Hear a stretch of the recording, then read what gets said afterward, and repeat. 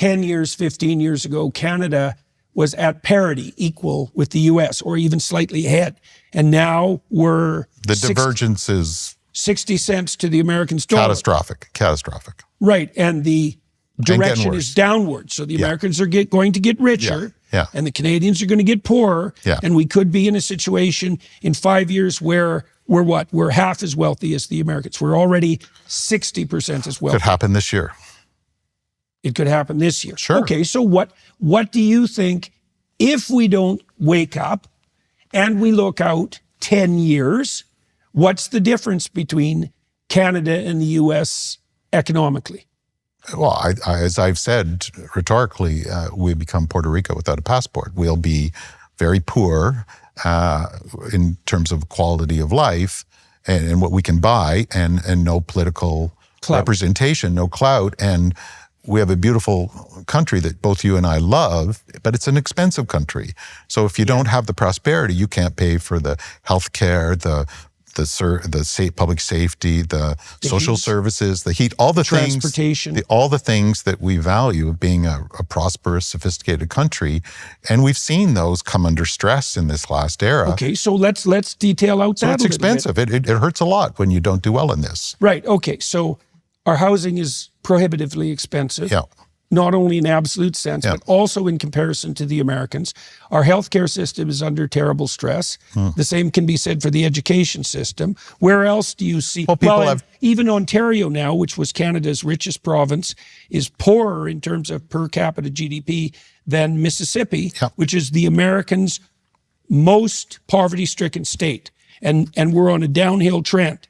Yes, that's all correct. Yeah, and 1 1/4 Canadians have food insecurity now. Define food insecurity. Well, there's metrics on it, but basically they're not able to provide. They're skipping meals, or children are unable to be fed what they need. So you're tight. You're not secure in providing the food to your home. Okay, so 1 in 4.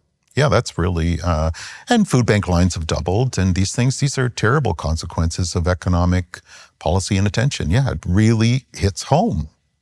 Okay, now so what did Canada do wrong in the aftermath of these agreements that other countries did right? You related a anecdote to me earlier this week. Some gentleman you were talking to talked about his international experience with committees dealing with IP ownership.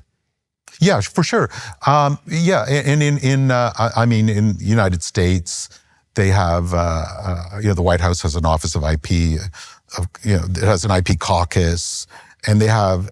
And he said he runs a global international IP association that everybody knows. Right, so that's dealing with ownership of intellectual property. Yeah, and he says all these other countries have IP attachés, but he never comes across an IP attaché of Canada. Right, so the Americans have a council of businessmen and intellectual property specialists. I presume that's tech people and lawyers who do nothing pharmaceutical and Hollywood and agriculture and finance. It's every sector is an IP business. Right, and all they do is concentrate on analyzing the ownership structure of abstracted property and changing it to their favor. Right, informing the government and legislating and negotiating so that and then that works in the favor of the US. Inserting it into quote-unquote trade agreements that don't say trade.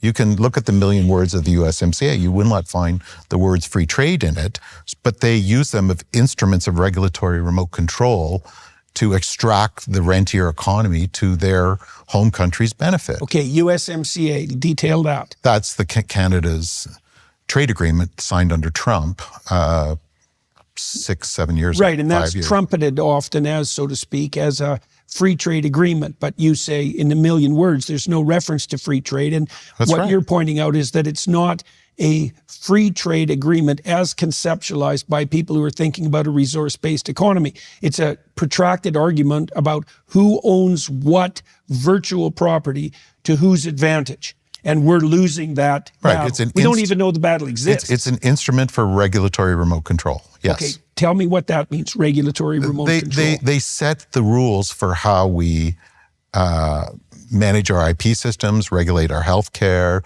put in standards, how we manage, how we do our macroeconomic policies, who we can do trade agreements with. Right. So it's a form of legislative control over the entire Canadian economy. Yeah, it's a seeding of democracy, for sure. And it also had a provision to sunset it in 6.5 years, which created a chronic instability, which has come home at this time, literally. And I was trying to explain that this is actually a ticking time bomb for Canada.